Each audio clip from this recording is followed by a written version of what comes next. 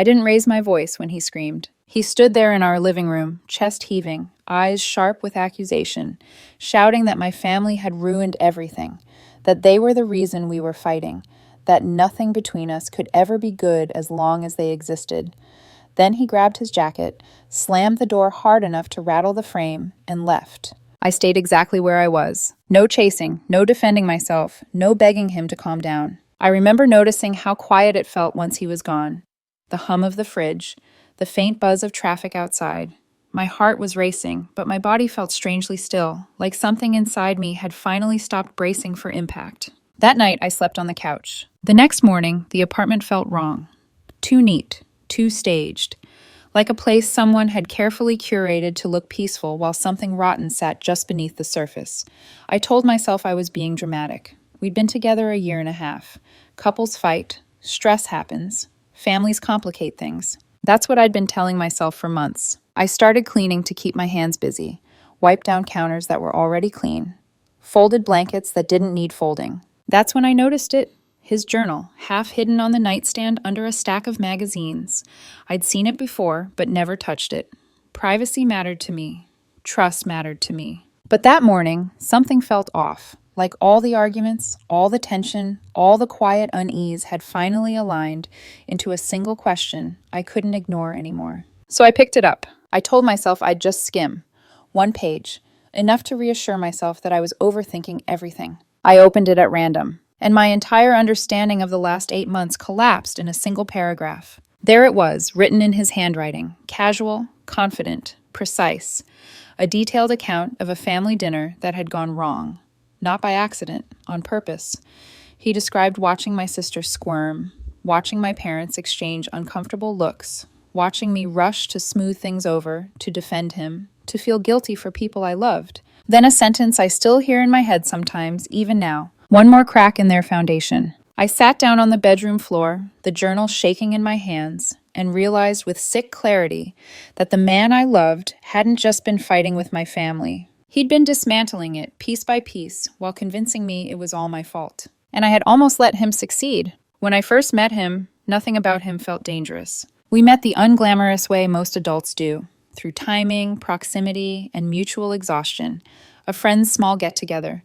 Too many people squeezed into a living room. Someone passing around cheap wine in mismatched glasses. He stood next to me during an awkward lull in conversation and made a quiet joke about how everyone there was pretending they weren't checking the time. I laughed, not politely, genuinely. He had that way about him, soft-spoken, observant, almost self-effacing. The kind of man who listened more than he talked, who asked thoughtful follow-up questions instead of steering the conversation back to himself. When he asked for my number, it didn't feel performative or rushed. It felt easy. The first months were good, comfortably good, the kind of good that doesn't spike your adrenaline but settles into your bones. He remembered how I took my coffee. He texted when he said he would. He showed up on time. When we argued, he didn't yell, at least not then. He sighed. He looked hurt. He said things like, "I just want us to understand each other better." I believed him. Introducing him to my family felt like a natural next step. I remember being nervous, not because of him, but because my family mattered to me. They're close, opinionated, loud in love, not always subtle about it. I worried he'd feel overwhelmed. Instead, he seemed to charm them effortlessly. My mom adored him almost immediately, said he was thoughtful. My sister liked that he could joke without trying too hard. Even my dad, who measures people in long silences and raised eyebrows, warmed to him faster than I expected. I remember watching him help clear plates after dinner, laughing at my dad's corny jokes, listening closely when my mom talked about a story she'd already told 3 times. I felt proud, relieved, like I'd chosen well. For a while, everything fit. We spent weekends drifting between my place and his, took long walks without destinations, planned trips we never quite booked, talked about the future in vague, careful ways. Nothing concrete, but enough to feel like momentum. When he moved in, it felt less like a decision and more like a gradual realization that he was already there most nights anyway. He left a toothbrush, then clothes, then books. One day I noticed his shoes lined up by the door like they belonged. I liked that he wanted to be close, that he preferred staying in with me over going out, that he said things like, "You're my safe place." At the time, it sounded romantic. I didn't question how often he wanted reassurance, or how sensitive he seemed to perceive slights, or how deeply he reacted to small disappointments. I chalked it up to stress, to past hurt, to him being more emotionally open than men I'd dated before. When he talked about feeling like an outsider growing up, about never quite being chosen first, I leaned in. I listened. I promised, without realizing it, that I would never make him feel second. Looking back, I can see the pattern forming, faint but unmistakable. How much he watched my reactions, how he paid attention to where my loyalty landed, how relieved he seemed when I canceled plans for him, how quickly his mood improved when my attention narrowed to just us. But at the time it just felt like love settling in. Like commitment, like choosing each other. And that's the part that still makes my chest tighten when I think about it. How normal it all felt, how safe, how carefully he built trust, not by force, but by patience. By the time things started to fracture, I was already invested, already defending him, already certain that if something felt wrong, it must be because I wasn't trying hard enough yet. The first signs didn't arrive as warnings. They came disguised as inconveniences, small disruptions that felt too minor to confront, too easy to excuse when you believe you're building something real. It started with my mother's birthday dinner. Nothing elaborate, just family, familiar food, and the kind of gathering that mattered because it was ordinary. I asked my boyfriend to text my sister the time and address since she was coming straight from work. He said he'd take care of it. When my sister showed up an hour late, she looked flustered and embarrassed. She pulled me aside and showed me the message. It said 7. Dinner had been at 6. My boyfriend immediately apologized, said he must have typed it wrong, said he felt terrible. His tone was earnest, his body language tense in that way that made it feel cruel to push further. My sister brushed it off, but the atmosphere at the table shifted. Conversation stuttered.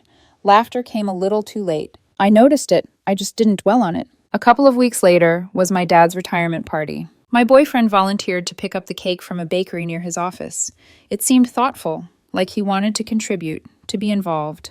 I appreciated it. He arrived 2 hours late. No cake. He walked in tense and visibly shaken, jaw tight, voice strained, as he explained that the bakery had lost the order and treated him horribly when he tried to fix it. My parents immediately reassured him, told him it wasn't a big deal, that these things happen. But I saw my dad's face fall. I saw my mom quietly apologizing to guests for something that wasn't her fault. The celebration deflated. Instead of focusing on my father, I spent the rest of the night calming my boyfriend, telling him it wasn't his fault. I told myself that was what partners did. Then came my nephew's birthday party. That morning, my boyfriend said he felt violently ill. He asked me not to go, or at least not to stay long. He said he needed me. His voice wasn't dramatic, just insistent in a way that made me feel like leaving would be a betrayal. I went anyway, guilt sitting heavy in my chest. I checked my phone constantly. He kept texting about how awful he felt, how alone. I left early. At my sister's engagement party, he showed up wearing a cream-colored outfit, not white, just close enough that my sister paused when she saw him. My stomach tightened. Later, my mom quietly asked me if everything was okay. When I brought it up afterward, he accused me of being controlling, said he couldn't do anything right with my family, said I always sided with them. So I apologized. 4th of July at my parents' place was worse. The argument started in the car. He accused me of always prioritizing my family over him, said he was tired of coming second. We arrived an hour late. He barely spoke to anyone, then insisted we leave early. I stood there, stuck between staying and following him out the door. I chose him. My brother's promotion dinner came next. An hour before we were supposed to leave, my boyfriend said he had a work emergency. We canceled. My brother was understanding, but I felt like I'd let him down. Every time there was a reason, an explanation, and every time my boyfriend was visibly distressed in a way that made questioning him feel heartless. I felt horrible for even thinking something was wrong. That's when my family started acting differently. Careful questions, concerned looks. Is everything okay? Does he not like being around us? I defended him, told them they were being unfair, that they were overwhelming him. Somehow, slowly, they started to feel like the problem. Last weekend, my cousin was visiting. Just a casual dinner at my parents' house. My boyfriend seemed fine with it all week. But the day of, he was quiet in the car. I asked if he was okay. He said yes. Dinner actually went well. Everyone was laughing. My mom made his favorite dessert as an olive branch.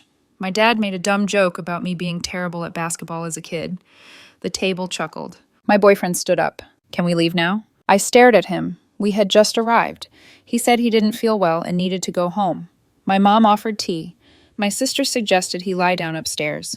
His jaw was clenched so tight it looked painful. I'm fine, I just want to leave. That familiar guilt crept in. So we left. The silence in the car lasted until we were almost home. Then he exploded, accusing my family of being suffocating, manipulative, of ruining everything between us. He said every time things were good, they dragged me back in. By the time we pulled into the apartment complex, he was shouting, I can't keep competing with them for your attention. He slammed the door and locked himself in the bedroom. I slept on the couch. The next morning, he was gone. A note sat on the counter. Need space to think. Staying with my friend for a few days. I called my mom to apologize for leaving early. She was kind, but worried. Is everything okay with you two? I said he was just stressed with work. Even as I said it, I knew how empty it sounded. That was the moment I should have understood something was wrong. I just didn't know yet how intentional it all had been. I spent that day convincing myself nothing had fundamentally changed. I cleaned the apartment with the kind of focus that borders on desperation, anything to keep my hands moving so my thoughts wouldn't spiral. I told myself he just needed space, that couples hit rough patches, that stress does strange things to people. Still, the apartment felt hollow without him. Too quiet, like something essential had stepped out and left a draft behind. That was when I went back to his journal. I didn't want to read it again. I wanted to put it back and pretend I hadn't crossed that line. But the truth was already in my hands. I opened to a random page. The entry was dated 6 months earlier, my mother's birthday dinner. I started reading. He wrote about sending my sister the wrong time on purpose, about watching her arrive late, embarrassed, about noticing the looks my parents exchanged, about how I spent the entire evening trying to smooth things over instead of relaxing. Then a sentence that made my stomach drop. One more crack in their foundation. I flipped the page. My dad's retirement party. He wrote that he never ordered the cake, that he drove around for 2 hours, then showed up empty-handed. He described my dad's face falling. My mom apologizing to guests, me comforting him all night. They're starting to see me as the problem, he wrote. Good. Means she'll have to choose eventually. My hands were shaking now. The engagement party. He described buying the cream-colored outfit deliberately, close enough to white to make my sister uncomfortable, not obvious enough to be called out. He wrote about my mom whispering to my aunt, about how I defended him afterward, exactly like he expected. Creating distance, he wrote, right on schedule. Page after page documented every family event, every mistake, every misunderstanding, every tearful apology, all of it planned, all of it intentional. Then I reached the entry from 2 weeks earlier. It's working, he wrote. She barely talks to her family without feeling guilty about me now. She almost skipped her sister's engagement dinner. Almost. My breath felt shallow. My heart was pounding so hard I could hear it in my ears. The last line sat alone at the bottom of the page. Once her family is gone, she'll be all mine. I sat down on the bedroom floor with the journal in my lap, my back against the bed, staring at those words until they blurred. 8 months. 8 months of calculated sabotage. 8 months of gaslighting me into thinking my family was the problem. 8 months of watching me defend him while he systematically isolated me. And the worst part? It had almost worked. My phone buzzed in my hand. A text from him. I've been thinking a lot about boundaries with your family. We need to talk when I get back. This can't keep happening. The audacity of it made my chest go cold. I took pictures of every page, every dated entry, backed them up everywhere. Cloud, email, a USB drive I hadn't touched in years. I needed proof. Not because I doubted what I'd read, but because I already knew what he'd try to do next. Then I texted him back. Yeah, we definitely need to talk. And for the first time since I'd met him, I wasn't confused. I was waiting. I read the journal again that night. Not because I doubted what I'd seen, but because I needed to be absolutely sure I wasn't misinterpreting it. I needed to know that I wasn't projecting fear onto words that could be explained away. I read slowly, carefully, my finger tracing dates, margins, the way his handwriting stayed steady, even when what he described was cruel. There was no ambiguity. Every incident had been logged like a progress report. My reactions, my family's discomfort, his satisfaction when I defended him. The way he framed himself as patient, misunderstood, strategic. By the time I closed the journal, my hands were numb. What surprised me most wasn't the anger, it was the clarity. The guilt I'd been carrying for months about my family, about choosing wrong, about not being a good enough partner, evaporated all at once. In its place was something colder, sharper, a quiet, settled understanding that what I'd been living inside wasn't conflict. It was manipulation. I didn't confront him right away. Instead, I called my sister. We met for coffee the next morning. I barely touched mine. My hands were shaking too much to lift the cup. I pulled out my phone and opened the photos, passed it across the table without saying a word. She scrolled, her face drained of color. "You're kidding," she said finally. "I wish I was." She kept reading, her jaw tightening with every entry. When she reached the last line, "Once her family is gone, she'll be all mine," she set the phone down slowly. "I knew something felt off," she said. "Mom kept saying maybe we were being unfair, but none of it made sense." "I defended him," I said quietly. "I told you guys you were the problem." She shook her head. "This is what manipulators do. They make you doubt the people who love you so you cling to them harder." She looked at me directly. "What are you going to do?" "I'm ending it," I said. The words felt solid when I said them, but he needs to know that I know. When he came back the next evening, he walked in wearing that familiar apologetic expression, eyes soft, shoulders slightly slumped. He'd rehearsed this. I could see it now. "Hey," he said gently, "I'm sorry about the other night. I was overwhelmed. I shouldn't have taken it out on you." Same script. Apologize, reset, move forward. I didn't respond. "Sit down," I said. He hesitated, then set his bag down and sat across from me. "I've been thinking a lot," he began, "about your family, about how we can set better boundaries. I read your journal." The words landed heavy between us. His expression froze. The color drained from his face so fast it was almost alarming. "What?" he said. "Your journal," I repeated. "Every entry about sabotaging my family for 8 months. The wrong time. The cake you never ordered. The engagement party. All of it." He laughed. Actually laughed. "That's creative writing," he said quickly. "I do fiction exercises sometimes." "Don't," I said. I held up my phone. "I have photos. Dated entries. In your handwriting. You wrote, 'Once her family is gone, she'll be all mine.'" Silence. He stared at me for a long moment. Then he stood. "Fine," he said. "You want honesty? Yes, I did it." My chest tightened, but I didn't interrupt. "Your family is toxic," he continued. "They treat you like a child. Every time we make progress, they pull you back with guilt and obligations. I was helping you see the truth. You deliberately sabotaged events to make them dislike you," I said. "So I'd have to choose. I was helping you grow up." The audacity of it stunned me. "You lied to me for 8 months," I said. "You made me think I was the problem." "No," he snapped. "You were the problem. You kept choosing them over me. I'm your boyfriend. I should be your priority." "That's isolation," I said. "That's abuse." He scoffed. "You're being dramatic." "You planned it," I said. "You wrote it down. You were proud of it." He grabbed his bag. "I don't have to listen to this. You violated my privacy." "We're done," I said. He froze. "What?" "We're done," I repeated. "You have a week to move your things out." "You're breaking up with me over this?" he said. "Over your family?" "I'm breaking up with you because you tried to isolate me from everyone who cares about me." He stepped closer. "Please don't do this. I love you. I only did it because I love you too much." "That's not love," I said. "That's possession." He started crying, hard, frantic sobs meant to pull me back in. I felt nothing. No guilt, no urge to comfort him, just exhaustion. "1 week," I said. "Leave your key." He slammed the door hard enough to knock a picture frame off the wall. That night, I called my mom and told her everything. She cried, not from guilt, but relief. "I thought we were losing you," she said. "I thought we'd done something terribly wrong." "No," I said. "He made you think that. That was the point." And for the first time in months, I slept through the night. The days after I ended it didn't quiet down. They tightened. He didn't come back for his things. At first, I told myself he was processing, packing emotionally before packing physically. I texted once, short, neutral, asking him to coordinate a time. No response. I waited a day, then another. Still nothing. That's when my building manager called. "Just a heads up," he said, careful but firm. "Your boyfriend came by with a locksmith this morning. Said he was locked out." My heart dropped into my stomach. "Did you let him in?" "No," he said. "Check the lease first. He's not on it. Told him he needed your permission." I exhaled, but it didn't last. "He got upset," the manager continued. "Said you lived together, claimed he had rights, mentioned calling the police for illegal eviction."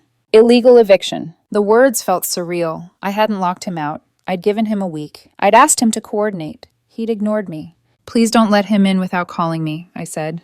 "Already noted," the manager replied. Just wanted you to be aware. I called my sister immediately. He tried to break in with a locksmith, I said. He what? She said. That's not okay. I know. Can he actually do anything legally? I don't think so, I said, but I'm not guessing. I called a friend from college who'd gone to law school. He listened quietly, asked a few questions, then said, "You did the right thing. He lived there long enough to claim some tenant rights, but he's not on the lease. You gave notice. Document everything. Have witnesses when he gets his stuff." That afternoon, my phone started lighting up. Calls I didn't answer, messages I didn't respond to. "You can't keep me from my apartment. This is illegal. You're holding my property hostage. My dad says what you're doing is financial abuse." His dad wasn't a lawyer, he was an accountant. I forwarded everything to my friend. His reply was immediate. "Don't engage. Keep documenting." Then my mom called. "He's here," she said. I didn't need to ask who.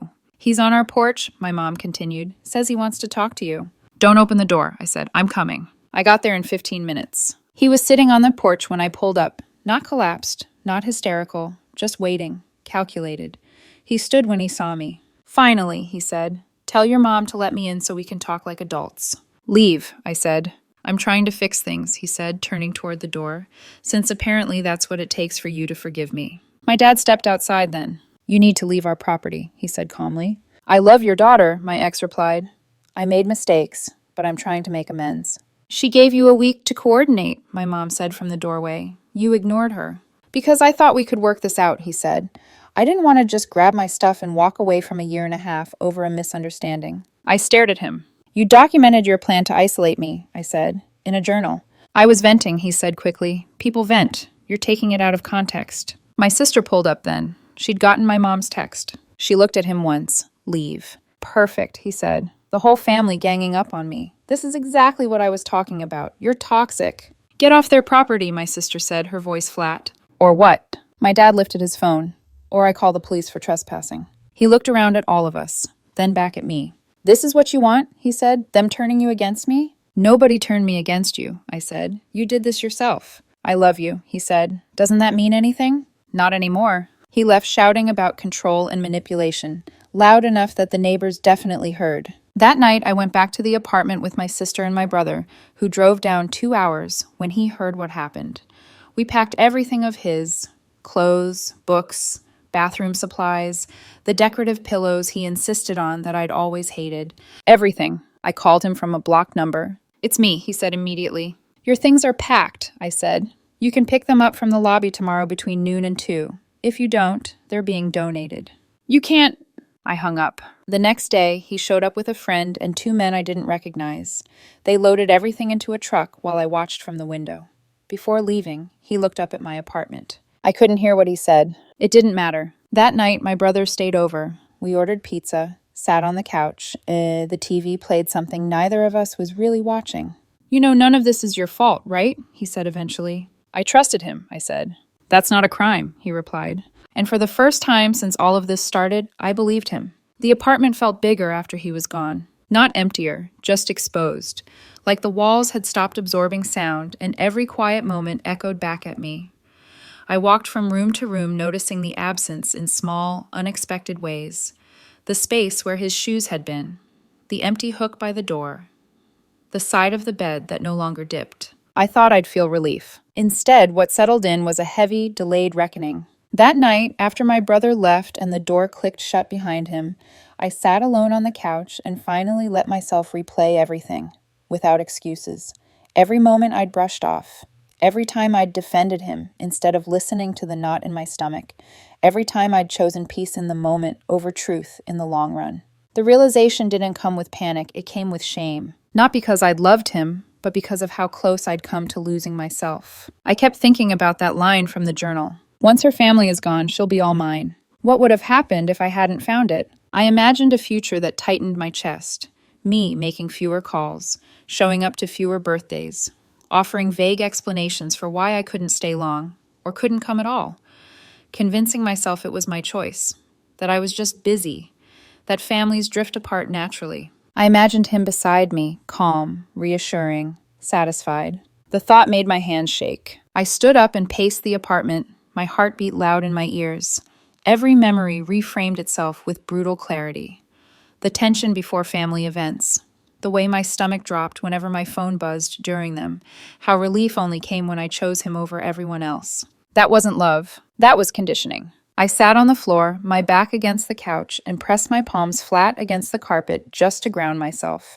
I focused on breathing, slow, controlled inhales, exhales that felt too shallow no matter how hard I tried. This was the darkest part, not the confrontation, not the aftermath, but the quiet understanding of how close I'd come to something irreversible. My phone buzzed. An email. From him. I stared at the sender name for a long moment before opening it. It was long, rambling, carefully worded. He wrote about misunderstandings, about context, about how journals are private and not meant to be taken literally. He said I'd overreacted, that my family had poisoned me against him, that if I gave him another chance, he'd prove he could change. He never apologized for the sabotage. He never denied it either. I didn't reply. I saved the email. Then I blocked his number, his email, every account I could think of. The finality of it made my chest ache, but it also brought a strange calm, like closing a door that had been banging in the wind for months. I lay in bed that night, staring at the ceiling, exhausted but unable to sleep. My mind kept circling one thought over and over. I almost disappeared inside someone else's plan for my life. That was the moment I understood how dangerous what he'd done really was, and how lucky I was to have caught it when I did. The shift didn't happen all at once. It began quietly, without confrontation, without announcements, just a steady reclaiming of ground I hadn't realized I'd given up. The first thing I did was tell the truth out loud. Not defensively, not with qualifiers, just the facts. I sat at my parents' kitchen table, the same one I'd been avoiding for months, and told them everything. The journal, the planning, the way he'd turned my loyalty into a weapon against me. My mom listened without interrupting, her hands wrapped around a mug she didn't drink from. My dad stared at the table, jaw tight. When I finished, there was a long silence. Then my mom reached across and took my hand. "We knew something was wrong," she said softly. "We just didn't want to push you away by saying it." That was when it hit me.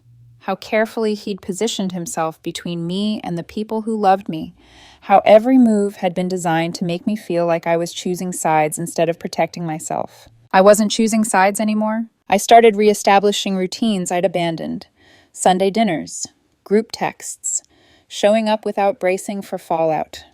The first few times, my body reacted before my mind did, heart racing, shoulders tense, waiting for a message that never came. Waiting for punishment that didn't exist. Each time, the fear loosened its grip a little more. I also went back through my own messages, my calendar, the trail of small decisions that had added up to distance. Seeing it laid out like that was sobering, but it was also empowering. I could see exactly where the pattern had taken hold, and that meant I could stop it from happening again. One afternoon, my sister said something that lodged itself in my chest. "You don't need to prove you're loyal to someone who loves you," she said. "That's not how love works." She was right. The final piece clicked into place when my mom showed me the email he'd sent her. It was polite, carefully phrased. An apology that wasn't really an apology. No accountability, just regret over misunderstandings and expectations. He still framed himself as misunderstood. Still positioned my family as the problem. We read it together. Then my mom closed her phone and looked at me. "You dodged a bullet," she said simply. Something in me settled at that moment. The last lingering doubt, the part of me that wondered if I'd been too harsh, too quick, went quiet. I hadn't overreacted. I had escaped. That night, I deleted the photos of the journal from my phone, not because I was trying to forget, but because I didn't need them anymore. The truth didn't require constant evidence once it had been fully seen. I slept better than I had in months. Not perfectly, not without echoes, but grounded. And for the first time since all of this began, I wasn't waiting for the next move. I was making my own. The consequences didn't explode. They unraveled. For a while, nothing happened at all. And that silence was its own kind of pressure. No calls, no emails, no surprise appearances. I almost convinced myself it was over cleanly. Then the indirect attempts began. A friend I barely spoke to texted me one afternoon. "Hey, he's not doing great. He just wants to talk. 5 minutes." I didn't reply. A week later, another message came through from a number I didn't recognize. I listened to the voicemail once, then deleted it. His voice was calmer now, measured. He said he wanted closure. Said he was worried I was misremembering things. said time had given him perspective. I blocked the number. What struck me wasn't the persistence, it was the consistency. Every attempt followed the same pattern: minimize, reframe, reposition himself as reasonable. There was never an acknowledgement of what he'd actually done, just a quiet insistence that I'd misunderstood it. My family felt the ripple effects too. My mom received another email, this one longer, politer, still no accountability. He apologized for any discomfort and unintended hurt while continuing to insist his intentions had been misunderstood. He framed it as a breakdown in communication, not a calculated effort to isolate me. My mom showed it to me. We read it together in silence. He's still rewriting the story, she said. That was the moment I fully understood something. This wasn't damage control. It was reputation management. He wasn't trying to make things right. He was trying to preserve the version of himself that made sense to him. Once I saw that, the last thread of emotional pull snapped. Life began returning to a shape I recognized. Dinner at my parents' place without tension. A birthday party I actually looked forward to. Laughter that didn't feel forced. My sister joked about needing to vet my next boyfriend, and everyone laughed. Not bitterly, not cautiously, but easily. Normal. That word felt foreign for a while. At night, the echoes still came sometimes. Not longing, just memory. I missed the person I thought he was. The version of him that listened, that felt safe. But that person had existed alongside something else the entire time, and I couldn't unsee that. I saved the last email he sent. Not because I planned to respond, but because it reminded me of how far I'd come. How clearly I could see the pattern now. When people asked if I felt guilty about reading his journal, my answer surprised even me. No. If I hadn't found it, I might still be with him. Still doubting myself. Still shrinking my world one compromise at a time. The fallout didn't destroy me. It clarified me. Almost a month passed before I felt steady enough to call it what it was. Over. Not just the relationship, but the version of myself that had learned to second-guess her instincts. The version that measured her worth by how little friction she caused. The version that thought love meant constant negotiation. I didn't wake up one day suddenly healed. It happened in increments. A dinner that felt easy. A laugh that surprised me. A moment of silence that didn't feel threatening. My family and I slipped back into our rhythm without ceremony. No debriefs, no postmortems, just presence. My mom calling to ask if I wanted leftovers, my dad sending a photo of something mundane from the hardware store, my sister looping me into plans without hesitation. Normal again. That normalcy felt like oxygen. The strangest part was realizing how close I'd come to losing it, how easily manipulation can masquerade as devotion when it's wrapped in vulnerability and framed as love, how quietly someone can rewrite your reality while convincing you they're protecting you from harm. I thought often about that final journal entry. Once her family is gone, she'll be all mine. What scared me wasn't just the sentence, it was how reasonable it had almost sounded to a version of me that was already tired, already apologizing, already shrinking. That's the lesson I carry forward now. Love doesn't ask you to choose between it and everyone else. Love doesn't punish you for connection. Love doesn't need isolation to survive. If someone consistently positions themselves as the only safe place in your life, that's not intimacy, it's control. I don't regret loving him. I regret how long I explained away the discomfort that was trying to warn me. But regret isn't where I live anymore. I'm here, clear-eyed, grounded, surrounded by people who don't need me to disappear to feel secure. If you're reading this and something in your life feels smaller than it used to, pay attention. If multiple people who love you are concerned about the same person, listen. And if you ever find yourself choosing between someone and your entire support system, ask yourself why. You don't owe anyone your isolation. You deserve a life that gets bigger with love, not smaller. And this time I chose myself.